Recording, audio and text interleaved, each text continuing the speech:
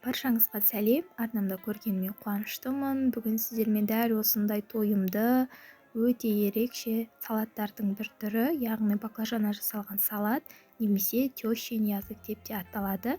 Дәмі сондай ерекше. Осы салатты бірге әзірлеуді бастайық. Ең алдымен алдын ала жуып тазартып алған баклажандарымызды осылай орташа жұқалықта дөңгелек етіп турап алатын боламыз.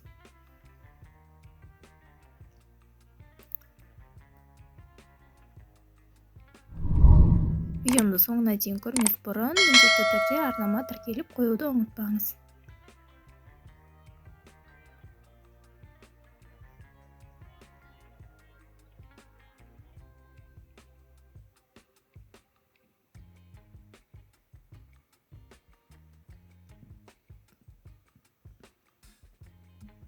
Мінекей екі баклажанымызды да турап алдық. Енді кружканың көмегімен 3 кружкадай су құятын боламыз. Және де аздап тұз салып жібереміз. Сол кезде біздің баклажанымыздың ащы дәмі кететін болады. Баклажанымыз суға батып тұратындай болу қажет. Сол себепті 3 кружка су құятын боламын. Және де бетіне осылай тәрелкемізді төңкеріп, барлық жері батып тұратындай етіп, жарты сағатқа қалдырамыз. Енді соусын дайындайтын боламыз. Майонез және де сарымсағымызды осылай майда етіп турап аламыз. Ас көп қоссаңыздар да болады, ол әрине өз қалауларыңызша. Мінекей осымен біздің чесночный соусымыз дайын.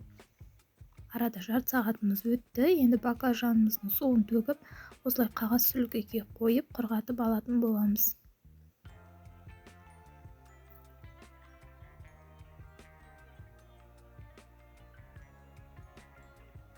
Рецептінің толық құрамын төменгі описание бөліміне жазып қалдырамын, сонда өтіп қарасаңыздар болады.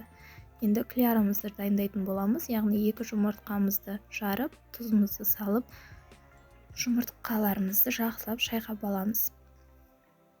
Дәл осы сәтте табамызға майымызды құйып, орташа отта газымызға қойып қыздырып қоятын боламыз. Және де қызып тұрған табамызға баклажандарымызды дәл осылай клярымызға батырып, табамызға салып, шетінен 2 шетін қызартып, қуырып алатын боламыз.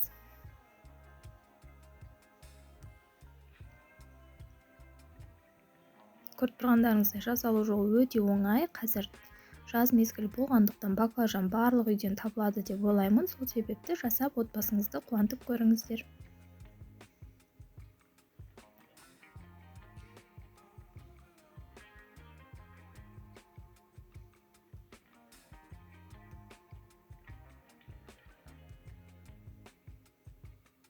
Мінекей дәл осылай қызарған кезден бастап екінші шетіне ауыстырып отырамыз. Осылай барлық баклажандарымызды қуырып алатын боламыз.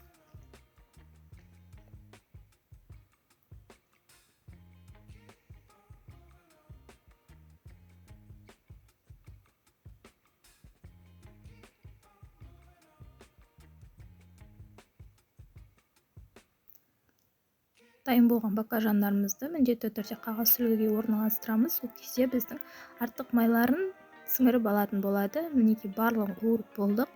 Енді ортасына қызанағымызды пайдаланатын боламыз. Қызанағымызды дәл осылай орташа қалыңдықта дөңгелекше етіп турап алатын боламыз.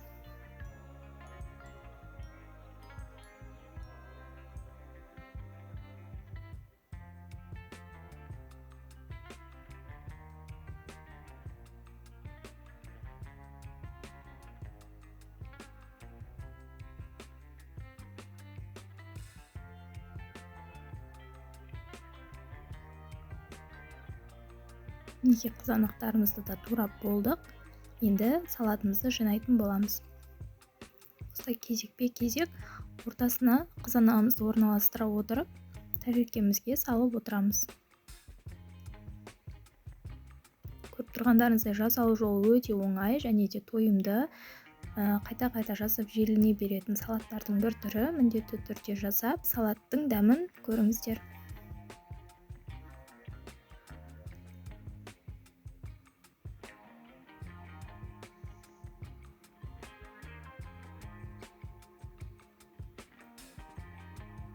Мінекей достар, салатымыз дайын. Міндетті түрде жасап көріңіздер, ас болсын. Достар, видеомды соңына дейін көргендеріңіз үшін рахмет. Сіздермен болған Ариана. Видеом ұнаса міндетті түрде лайк басып, комментарий қалдырып, арнамды жаңа көрермен болсаңыз тіркеліп, жанында тұрған қоңырауша белгісін басып қоюды ұмытпаңыз. Келесі кездескенше сау болыңыз.